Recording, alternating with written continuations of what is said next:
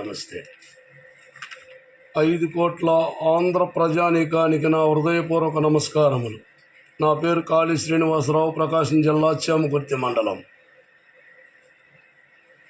YSR Congress party కార్యకర్తనని చెప్పడానికి నేను చాలా గర్వపడుతున్నాను. 1947 సంవత్సరం ఆగస్టు 15వ తారీఖున మనకు స్వాతంత్రం వచ్చినది. ఇప్పటికి 77 సంవత్సరాలైనది. ఇప్పటి వరకు ఏ ముఖ్యమంత్రి అయినా నా పాలనలో మీకు ప్రభుత్వ పథకం అంది ఉంటేనే నాకు ఓటేయండి, నాకు ఓటేయండి, అందకపోతే నాకు ఓటు వెయ్యొద్దు అన్న ముఖ్యమంత్రిని వినడం కానీ చదవడం కానీ జరగలేదు. కానీ చూశాను. గౌరవ ముఖ్యమంత్రి వర్యులు వైఎస్ జగన్మోహన్ రెడ్డి గారిని చూశాను. ఇలాంటి పాలకుడు భవిష్యత్తులో వస్తాడని నమ్మకం కూడా లేదు, రాడు కూడా. 2019 సంవత్సరంలో నవరత్నాలనే పేరుతో సంక్షేమ పథకాలను ప్రవేశపెట్టాడు. అది ఏమిటయ్యా అంటే 1 అమ్మఒడి, 2 వైఎస్ఆర్ ఆరోగ్య ఆసరా, 3 వైఎస్ఆర్ ఆరోగ్య చేయూత, 4 31 లక్షల ఇండ్ల స్థలాలు, వీటిలో 21 లక్షలు ఇళ్ళు కట్టారు. 5 2,46,000 కోట్ల అక్క చెల్లెమ్మల బ్యాంకు ఖాతాల్లో సొమ్ము జమ చేయడం. 6 సచివాలయం, 7 వాలంటరీ వ్యవస్థ, 8 రైతు భరోసా కేంద్రాలు, 9 విలేజ్ క్లినిక్లు, 10 మహిళా పోలీసులు, 11 దిశ యాప్, 12 ఆరోగ్య సురక్ష, 13 ఆరోగ్య ఆసరా, 14 ఇంటింటా ఆరోగ్యం, 15 104, 108 సర్వీసులు, 16 రైతులకు ఉచిత విద్యుత్, 17 ఫీజు రీయింబర్స్మెంట్, 18 రైతు భరోసా, 19 సున్నా వడ్డీ పథకం, 20 చుక్కల భూములకి, అసైన్డ్ భూములకి, వక్స్ భూములకి, ఇనాం భూములను అమ్ముకునేందుకు యాజమాన్య హక్కులు కల్పించడం. 21 నాడు నేడు బడి, 22 ఆసుపత్రులు నాడు నేడు, 23 ఇంగ్లీష్ మీడియం బోధన, డిజిటల్ బోధన, ప్రతి విద్యార్థికి ట్యాబులు, 24 బీసీ కమిషన్, 25 మత్స్యకార భరోసా, 26 నేతన్న హస్తం, 27 వాహన మిత్ర, 28 తోడు చేదోడు, 29 11 మెడికల్ కాలేజీలు, 36 పోర్టులు, 31 10 షిప్పింగ్ హార్బర్లు, 32 విదేశీ విద్య, 33 వృద్ధులకి, వికలాంగులకి, ఒంటరి మహిళలకి, 45 ఏళ్ళు దాటిన బీసీ మహిళలకి, వితంతువులకి పెన్షన్, 34 ఎస్సీ ఎస్టీలకి 200 యూనిట్ల వరకు ఉచిత విద్యుత్ ఇళ్ళకి. ఇవి కాక అన్నింటికంటే విలువైనది భూ సర్వే. 1902 నుంచి 6 లోపల 1902 నుంచి 1906 లోపు భూమిని సర్వే చేసింది బ్రిటిష్ గవర్నమెంట్ హయాంలో సర్వే జరిగినది. ఇప్పటికీ 122 సంవత్సరాలైనది. ఈ భూములని ప్రతి 30 సంవత్సరాలకు ఒకసారి సర్వే చేయాలని నిబంధన. ఇప్పటి వరకు ఏ ముఖ్యమంత్రి అయినా దాని గురించి ఒక్కసారైనా ఆలోచన చేశారా? వైఎస్ఆర్ 2009లో ఈ ప్రస్తావన తెచ్చారు. కానీ అనతి కాలంలోనే ఆయన భూమిని వదిలి దివికెగారు. ఇక అభివృద్ధి ఇప్పటి వరకు నా పరిజ్ఞానానికి అందినవి, నాకు తెలిసిన వాటిని వరకే చెప్పాను. జగన్మోహన్ రెడ్డి గారి ప్రభుత్వం ప్రజలకి ఇచ్చిన సంక్షేమ పథకాలు నాకు తెలిసిన వరకు చెప్పాను. ఇంకేమన్నా ఉన్నాయేమో తెలియదు. ఇక అభివృద్ధి గురించి చెప్పుతున్నారు. అభివృద్ధి పోర్టులు కట్టడం అభివృద్ధి కాదా? ఫిషింగ్ హార్బర్లు అభివృద్ధి కాదా? రైతు భరోసా కేంద్రాలు, విలేజ్ క్లినిక్కులు, నాడు నేడు బడులు, గవర్నమెంట్ ఆసుపత్రులు ఇవి అభివృద్ధి కాదా? 11 మెడికల్ కాలేజీలు అభివృద్ధి కాదా? 22 లక్షల ఇళ్ళు కట్టారు, ఇది అభివృద్ధి కాదా? విమానాశ్రయాల ఆధునీకరణ ఇది అభివృద్ధి కాదా? విదేశీ కంపెనీల పెట్టుబడులు ఇది అభివృద్ధి కాదా? స్వాతంత్రం వచ్చినప్పటి నుంచి ఇప్పటి వరకు 4 లక్షల ప్రభుత్వ ఉద్యోగాలు మాత్రమే ఉన్నవి. ఈ 58 నెలల్లో 2,32,000 ప్రభుత్వ ఉద్యోగాలు ఇచ్చిన ఘనత సీఎం జగన్ గారికే దక్కుతుందని చెప్పడంలో అతిశయోక్తి లేదు. ఇది అభివృద్ధి కాదా? 13 జిల్లాలని 26 జిల్లాలుగా మార్చడం పరిపాలనా సౌలభ్యం ఇది అభివృద్ధికి అడుగులు కావా?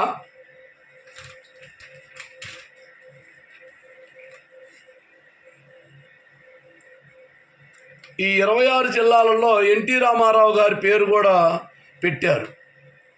ప్రత్యర్థి పార్టీ అయినా కానీ ఆయన ఎన్టీ రామారావు మీద ఉన్న గౌరవభావంతో వైఎస్ జగన్ గారు పెద్ద మనసు చేసుకొని ఎన్టీ రామారావు గారి పేరు పెట్టడం ఎంతో మానవత చూపించినట్లని నా అభిప్రాయం. 2014 నుంచి 19 లోపే చేయొచ్చు కదా 26 జిల్లాలు, ఎందుకు చేయలేదు? ఇది మంచి పని కాదా? ఆడపిల్ల కనిపిస్తే ముద్దు పెట్టాలి లేదా కడుపైనా చెయ్యాలి. ఇది స్త్రీ జాతి పైన ప్రత్యర్థులకున్న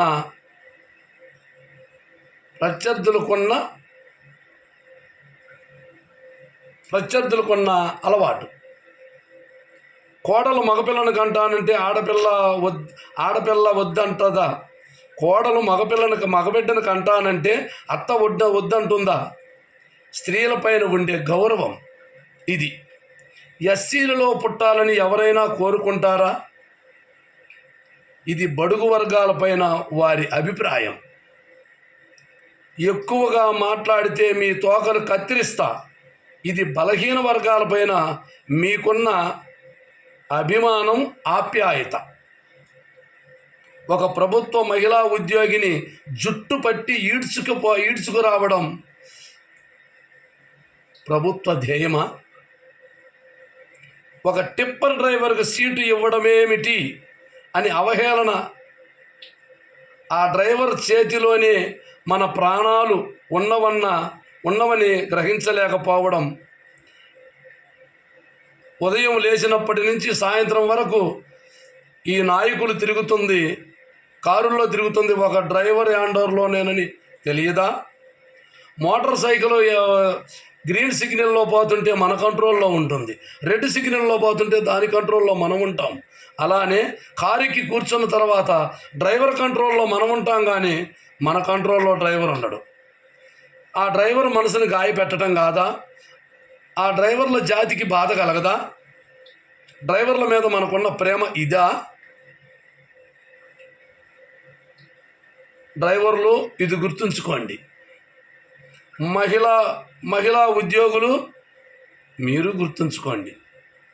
అక్క చెల్లెమ్మలు ఇది గుర్తుంచుకోండి. ఈ అన్న వాళ్ళ ఇళ్లలో ఉన్న ఆడవాళ్ళు పర్వాలేదు. ఈ తతిమ్మ బయట ఉన్న ఆడవాళ్ళందరినీ వాళ్ళు చూసే చూపులు వక్రబుద్ధితో చూస్తున్నారని అనుకోవాలా లేదా? ప్రతి భారత సతిమానం చంద్రమతి మాంగళ్యం, మానవతకు ఓర్పునిచ్చు పుణ్యక్షేత్రం, మర్మస్థానము కాదది నీ జన్మస్థానము అని ఏమైనా ఆలోచించారా? ఒక పాలకులుగా, ప్రజాప్రతినిధులుగా స్త్రీ జాతి మీద ఉన్న గౌరవం ఇదన్నమాట. దాన్ని ప్రతి ఒక్క మహిళ, ప్రతి ఒక్క అక్క చెల్లెమ్మ, తల్లులు అందరూ ఒక్కసారి ఆలోచించండి.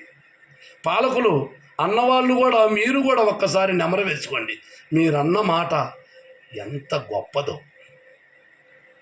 ఎస్సీ ఎస్టీలు ఇది గుర్తుంచుకోండి. ఎస్సీగా పుట్టాలని ఎవరన్నా అనుకుంటారా అంటే ఆ ఎస్సీలో పుట్టిన జీవుడికి ఎంత క్షోభ కలుగుతుంది. ఆ యొక్క వ్యక్తి హృదయంలోకి పోయి ఒక్కసారి ఆలోచించారా? కేవలం మీ యొక్క సామాజిక వర్గం ఓట్లేస్తేనే మీరు పాలకులు కాగలుగుతున్నారా? ఈ ఎస్సీలు, బీసీలు, ఎస్టీలు వీళ్ళందరూ ఓట్లేస్తే కాదా మీరు పరిపాలనకు వస్తుంది? ఒక్కసారి మీరు అన్న మాటను ఆలోచించుకోండి. అవతల మనిషి హృదయానికి ఎంత గాయమై ఉంటుందో. అహింసా పరమో ధర్మ, ఏ జీవిని హింస చెయ్యబాక. అందులో పాలకుడు అంటే తండ్రి లాంటివాడు. అలాంటి చేనే కంచే చేను వేస్తే ఎవరికి చెప్పుకోవాలి అంటారు? ఒక్కసారి ఆలోచించండి. మనం అన్న మాట అవతల వ్యక్తిని ఎంత బాధించిందో కూడా ఒక్కసారి నెమరు వేసుకోండి, ఆలోచించండి. బీసీలు మీరు గుర్తుంచుకోండి. ఒక్కసారి చెంప పగలగొడితే రెండోసారి మళ్ళీ ఆ వ్యక్తి కొట్టడని గ్యారంటీ ఏముంది? ఒకసారి మనల్ని కించపరిస్తే రెండోసారి కించపరచనని నమ్మకం ఏముంది? నా ఎస్సీలు, నా బీసీలు, నా బడుగు బలహీన వర్గాలు అనే వ్యక్తిని ఒకసారి చూడండి. ఆయన ఎలా మాట్లాడుతున్నారో గమనించండి. తను నోటిలో నుంచి ఏమైనా తుళ్ళింపు ఏమన్నా వచ్చినదా? ఏ వర్గం పైనైనా ప్రతి వ్యక్తిని నా నా నా నా అననే కలవరిస్తున్నాడు, కానీ వేరే దురుద్దేశంతో ఏమీ అనటం లేదు. దీన్ని ఒక్కసారి ఆలోచించుకోండి. ఇకపోతే అభివృద్ధి ప్రాజెక్టులు, పోలవరం, వెలిగొండ, సంగం బ్యారేజీ, కుప్పం బ్రాంచ్ కెనాల్, గాలేరు నగిరి, వీటిని పూర్తి చేయటం అభివృద్ధి కాదా? ఇంకొకటి అభివృద్ధి, రాజధాని. కేంద్ర ప్రభుత్వం 20 కోట్లు ఇచ్చి రాజధాని ఎక్కడ కట్టాలో రాష్ట్రం అంతా తిరిగి చూసి ఒక నివేదిక ఇవ్వమని శ్రీకృష్ణ కమిటీకి చెబితే ఆ శ్రీకృష్ణ కమిటీ తిరిగి ఒక నివేదికని కేంద్ర ప్రభుత్వానికి ఇస్తే దాన్ని కాదని నారాయణ కమిటీ ఒకటేసి మీ ఇష్టం వచ్చిన కాడనే రాజధాని ఏర్పాటు చేశారు. అది ఆ రాజధాని అయినా కానీ తాత్కాలిక రాజధాని అని పేరు పెట్టారు. దానికి ప్రధానమంత్రిని ఆహ్వానిస్తే ఆ ప్రధానమంత్రి ఏం చేశాడు? వచ్చి మట్టి నీళ్లు ఇచ్చిపోయాడు. అప్పుడే అనిపించలేదా కేంద్రం చెప్పిన కాడ మనం రాజధానిని నిర్మించకపోవడమే ఇది తప్పని? 3 పంటలు పండే భూమిని, వరదలు వచ్చే భూమిని, మెతక నేలని 30 అడుగులు తీసినా కానీ గట్టి చిక్కదే అక్కడ. అటువంటి దాంట్లో రాజధాని కట్టాలని ఎలా అనుకున్నారు? అది ఒక్కసారి ఆలోచించండి. హైటెక్ సిటీ కట్టామన్నారు. చెప్పిందే చెప్పి ఒక మాటని అదే పనిగా చేసిన పని మీరు చేసింది ఆ ఒక్కటే కాబట్టి ఆ పనినే చెప్పారు. మేము హైటెక్ సిటీ కట్టాం. హైటెక్ సిటీ కట్టినప్పుడు అక్కడ ఎకరం వచ్చి 1 లక్ష రూపాయలే ఉందన్నారు. మంచిది. ఈరోజు 50 కోట్లు ఉందన్నారు. అది అభివృద్ధే. మీరు చెప్పింది ఖచ్చితమే, మీరు నిజంగా కట్టారు, కట్టలేదల్లా. కానీ నేను ఒక మాట అంటున్నాను, దాని గురించి ఏం బాధపడబాకండి, నన్ను క్షమించండి తప్పైతే. మీరు కట్టింది ఒక్కటి, అదేదో సినిమా ఉంది, అడవి రాముడి సినిమా. దాంట్లో ఆరేసుకోబోయి పారేసుకున్నాను, కోకత్తకి వెళ్ళింది కొండగాలి అని గ్రామ్ఫోన్ రికార్డు ఉండేది ఆ రోజుల్లో. ఆ రికార్డు తిప్పి ఆ పాట పెట్టి అతనిటో పోతాడు. ఈ పాట వస్తూ కోకెత్తకి వెళ్ళింది కొండగాలి అన్న దగ్గర ఆ రికార్డు అరిగిపోయి కోకెత్తు అంటుంటుంది. ఇతను అదరాబదరా వచ్చి దాన్ని నెట్టేస్తాడు. హరి అంటదంటే పాట అయిపోద్ది. చెప్పిందే చెప్పి ఏమి ఆ హైటెక్ సిటీ కట్టింది మీరు వాస్తవం కాబట్టి ఆ ఒక్కటే చెప్తున్నారు. మీరు కట్టింది అది ఒక్కటేనేమో. ఒక్కసారి ఆలోచించండి. 2019 మేనిఫెస్టో వీళ్ళు పట్టుకొని తిరుగుతూ ఉన్నారు. ప్రతి మీటింగ్లో ఎత్తి చూపిస్తున్నారు. ఇదిగో మేము ఇది చేసాం, మేము చేసిన పనులు, మేము చేసిన పని మీకు నచ్చితేనే, మేము ఇచ్చిన పథకం మీకు అందితేనే మాకు ఓటు వేయండి, లేకపోతే ఓటు వేయవద్దు. ఎంత న్యాయం ఉందో చూడండి, ఎంత ధర్మం ఉందో చూడండి. ఏ పాలకుడైనా అలా అనంగా మీరైనా విన్నారా? పుస్తకాలలో కానీ పేపర్లలో కానీ చదివారా? 2014 మేనిఫెస్టో ఎందుకు పట్టుకొని తిరగటం లేదు మీరు? ఇదిగో 2014లో మా మేనిఫెస్టో మేము ఇది చేశామని మీరు ఎందుకు చెప్పలేకపోతున్నారు? ఎందుకు చెప్పటం లేదు? పైపెచ్చు బూతులు డ్రాయర్ల మీద తిప్పుతాము, రెడ్ బుక్కుల్లో రాసుకోవటము. పాలకులకు ఉండాల్సిన లక్షణం ఇది కాదు. డ్రాయర్ల మీద నిలబెట్టడం కాదు గొప్ప సంగతి. డ్రాయర్ మీద ఉన్నోడికి లుంగి కట్టడం గొప్ప సంగతి. ఆకలి అయ్యేవాడికి అన్నం పెట్టడం గొప్ప సంగతి. అన్నం గంజి నీళ్ళు తాగేవాడి నోటికాడ గంజి తీయటం కాదు గొప్ప సంగతి. గంజి తాగేవాడికి అన్నం పెట్టడం గొప్ప సంగతి. ఒంటి మీద డ్రాయర్తో తిరిగేవాడికి గుడ్డలు కట్టడం గొప్ప సంగతి. గుడ్డలు ఓడబెగటం కాదు గొప్ప సంగతి. మీకు చెప్పదగిన వాడిని కాదు. ఒక్కసారి ఆలోచించండి. పగ తీర్చుకోవటం కాదు పాలకుడి లక్షణం, పరిపాలించటం. ప్రజలందరూ మీ బిడ్డల మీద కక్ష కట్టడం కరెక్ట్ కాదుగా. తల్లిదండ్రులకు అది లక్షణం కాదుగా. మీ యొక్క ఆలోచన ఏపాటిదో ఒకసారి ఆలోచించుకోండి. ఇక రాజధాని 4 ప్రాంతాల్లో అక్కడ 50 లక్షలు అయిందన్నారు. మరి రాజధాని 4 ఏరియాల్లో కడితే ఇంకా నేను ఇంకొక మాట నా యొక్క మనస్సాక్షిగా నేను ఇంకొకటి అంటున్నా. ఈ యొక్క వీడియో సాక్షిగా జగన్మోహన్ రెడ్డి గారితో 3 అన్నారు. ఏమి 4వది పెడితే ఏమైంది? ఎమ్మెల్సీని తీసుకొచ్చి పెట్టండి, ఆ ఒంగోలు జిల్లాలో పెట్టండి. అసెంబ్లీ ఒకసాట, రాజ్యసభ ఒకసాట, పరిపాలన ఒకసాట, హైకోర్టు ఒకసాట. 4 ప్రాంతాలు అభివృద్ధి చెందుతాయి, 4 ప్రాంతాలు బాగా అవుతాయి. ఒకవేళ విద్యార్థులకు పరీక్షల్లో ఎక్కడన్నా మీ ఆంధ్ర రాష్ట్ర రాజధాని ఏదంటే పరిపాలించే రాజధాని చెప్పొచ్చు, లేదంటే 5 పేర్లు చెప్పొచ్చు. అభ్యంతరం ఏమి లేదు. కేంద్ర గవర్నమెంటు చెప్పిన కాడ మీరు కట్టకుండా మీ ఇష్టం వచ్చిన కమిటీ వేసుకొని మీరు తాత్కాలిక రాజధానిని కట్టి అక్కడ కాకుండా ఇంకొక సాటకి ఇతను మారుస్తున్నాడు అని అంటాం మీకు కరెక్ట్ కాదేమో. మీరు చెప్పిన మాట వినలా, తండ్రి చెప్పిన మాట మీరు వినలా. మీ వెనకొచ్చిన వ్యక్తి వింటాడని గ్యారెంటీ ఏంటి? ఎందుకు వినాలి? అదే కేంద్రం చెప్పిన దగ్గర మీరు కట్టుంటే ఇతను దేవుడా అంటూ అక్కడే కట్టాల్సి వచ్చేది. మీరు వినలా, మీరే దారి చూపించారు అతనికి. ఆయన మంచిని ఆలోచించాడు, అది తప్పు కాదేమోనని నా అభిప్రాయం. శ్రీకృష్ణ కమిటీ, శివరామకృష్ణుని కమిటీలు కూడా అక్కడ రాజధాని కట్టమని చెప్పలా. ఒక నిపుణులు లేసింది ఎందుకు 20 కోట్లు ఖర్చు పెట్టి? ఆ 20 కోట్లు ఎవరికన్నా ఒక 10-15 కాపురాలు బాగుపడేవి కదా. ఇది కరెక్ట్ కాదేమో, ఒకసారి ఆలోచించండి. ఇక రాజధాని విషయం అది. ఇంకా మళ్ళీ అభివృద్ధి, ఆదాయం. 5 ఏళ్లలో ఆదాయాన్ని గురించి నా దగ్గర లేదు, ఇక్కడ ఉంది, తీసుకొని చెప్తాను. మంచినీళ్ళు లభిగాయండి, తాగుతాను.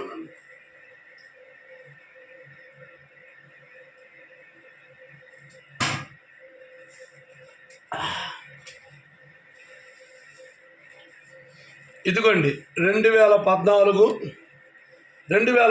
YSR Congress party manifesto. ఇది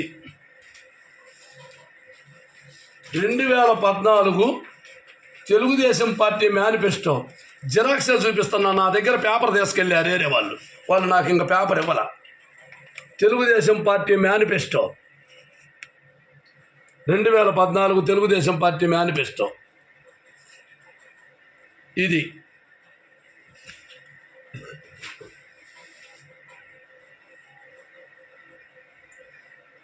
2019 వైఎస్ఆర్ కాంగ్రెస్ మేనిఫెస్టో.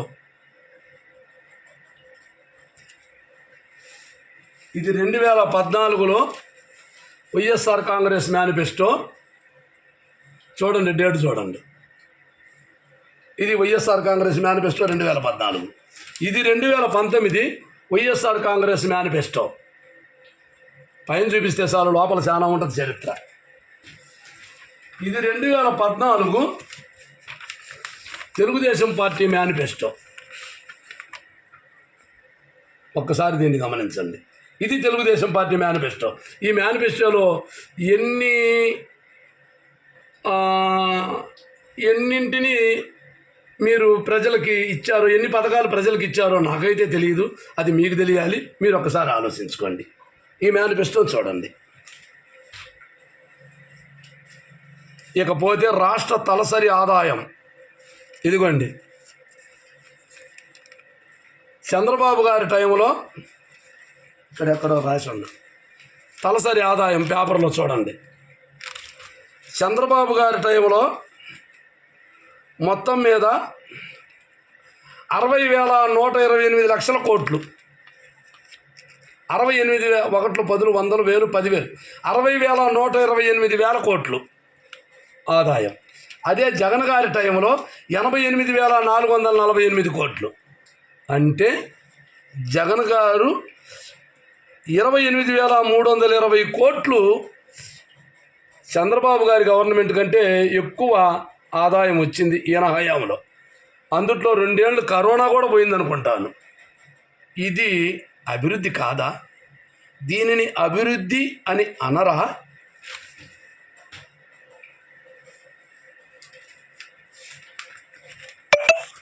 ఇది ఎన్టీ రామారావు గారి ఘోష. ఆయన హృదయం, ఆయన జీవుడు ఘోషించిన ఘోష, ఆయన అంతరాత్మ.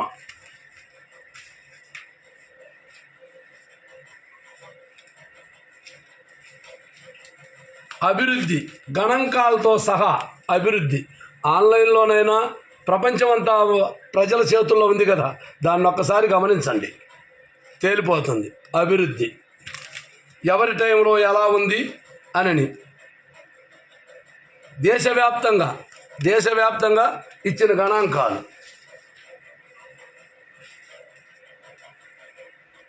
విజయవాడ నగరాన్ని అభివృద్ధి పరిచింది, ఫ్లైఓవర్లతో సహా ఆధారాలతోటి చూపిస్తున్నారు.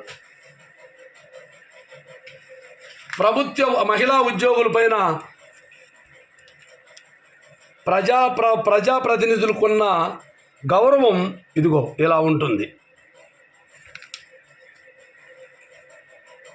2019 నుంచి 2024 వరకు పరిపాలించే వ్యక్తి ప్రోగ్రెస్ రిపోర్ట్, విద్యార్థికి ఒక ప్రోగ్రెస్ రిపోర్ట్ ఇచ్చినట్టుగా ఇదిగో 2019 మేనిఫెస్టో.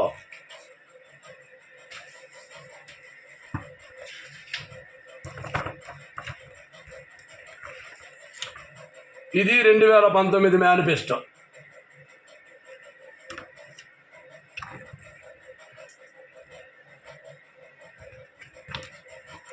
ఇది వెబ్సైట్లో కూడా ఉంటుంది, డౌన్లోడ్ చేసుకోవచ్చు. ఇకపోతే ఇదిగో 2వ సంవత్సరం ఇంటింటికి పంచారు కరపత్రాలు. 2వ సంవత్సరంలో చేసిన పనులు పేజీలతో సహా ఏమేం పనులు చేశారు, ఏమి చెయ్యలేదు, ఏమి మిగిలి ఉన్నవి అనేదానికి ఇది ప్రతి ఒక్క ఇంటికి వచ్చింది. ఇదే ఆదర్శం.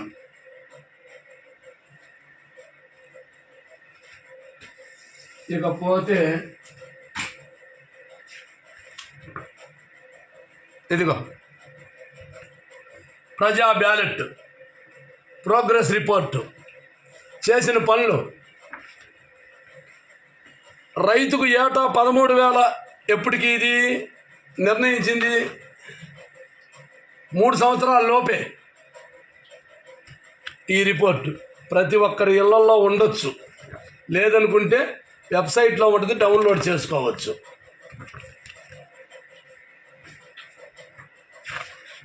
ఇదిగోండి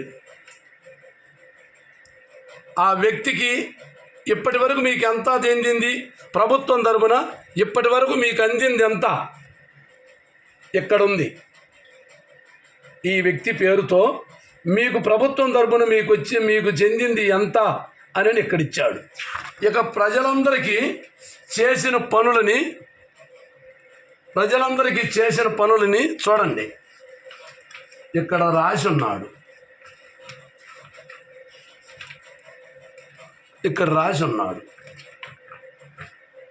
ఇది ప్రోగ్రెస్ రిపోర్ట్. ఇన్ని ఆధారాలతోటి, ఇన్ని విధానాలతోటి నేను మీకు సేవ చేసి ఉండి, నేను మన ప్రభుత్వంలో, మనందరి ప్రభుత్వంలో పథకాలు ప్రజలకు లబ్ధి చేకూరి ఉండి, ప్రభుత్వ పథకాలు మీకు అంది ఉంటేనే ఓటు వెయ్యండి. లేకపోతే ఓటు వెయ్యవద్దు. ఒక్కసారి మీ అంతరాత్మని పరిశీలించుకోండి. ప్రజలైనా, పాలకులైనా, నాయకులైనా, ఎవరైనా కానీ అవతల వ్యక్తి యొక్క హృదయ అంతరంగాన్ని ఆలోచించండి. రాజు రుణం శాశ్వతంగా ఉంటుంది. రాజు రుణం తీర్చుకోకపోతే అది మనల్ని వెంటాడుతుంది.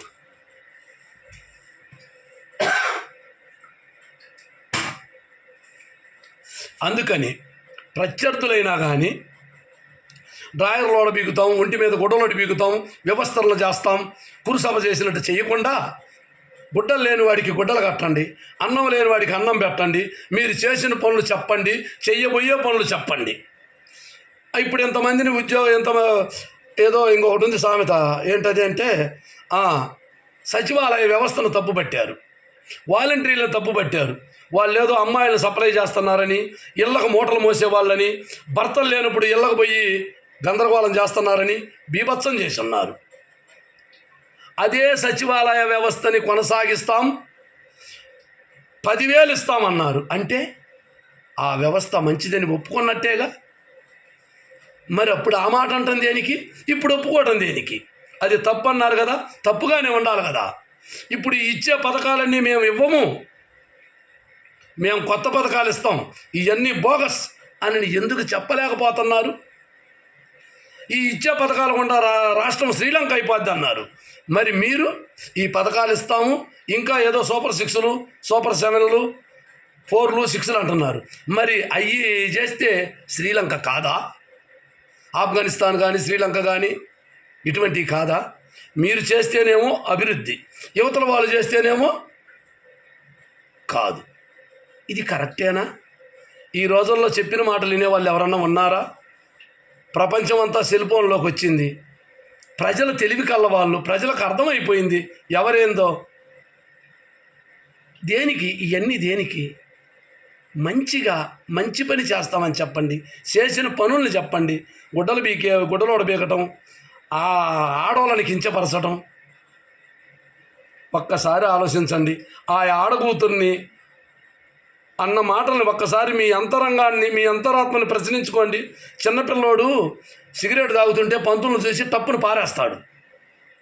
అతని అంతరాత్మ నువ్వు తప్పు చేస్తున్నావని చెప్పింది కాబట్టి పారేస్తాడు.